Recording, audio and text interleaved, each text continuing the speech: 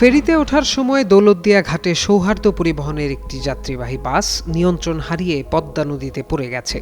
প্রত্যক্ষদর্শীরা জানান, বুধবার বিকাল ৫:১৫টার দিকে দৌলতদিয়ার ৩ নং ঘাটের পন্টুনে চালক নিয়ন্ত্রণ হারালে নদীতে পড়ে যায় বাসটি। পড়ে যাওয়া বাসে ৪০ জনের বেশি যাত্রী ছিল বলে গণমাধ্যমকে জানিয়েছেন ওই বাসের একাধিক যাত্রী। ওই বাসে থাকা আব্দুল আজিজুল নামে এক যাত্রী জানান, তিনি রাজবাড়ীর কালুখালী উপজেলার গান্ধীমারা এলাকা থেকে এই বাসটিতে উঠেছিলেন। নদীতে পড়ে যাওয়ার পর তিনি সাঁতরে উপরে উঠতে পারলেও তার স্ত্রী ও শিশু সন্তান নিখোঁজ রয়েছেন।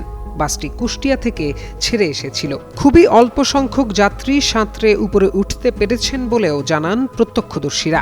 রাজবাড়ী ফায়ার সার্ভিস জানায়, যাত্রীবাহী সৌহার্দ্য পরিবহনের একটি বাস ফেরিতে উঠতে গিয়ে নিয়ন্ত্রণ হারিয়ে নদীতে পড়ে গেছে। পাটুরিয়া ও আরিচা ঘাট থেকে আসা ডুবুরি দল উদ্ধার অভিযানে অংশ নিয়েছে। এদিকে উদ্ধারকারী জাহাজ হামজাও ঘটনাস্থলে পৌঁছে কাজ শুরু করেছে। এছাড়াও ফায়ার সার্ভিসের ঢাকা সদর দফতর থেকেও ডুবুরি দল উদ্ধারে অংশ নিচ্ছে।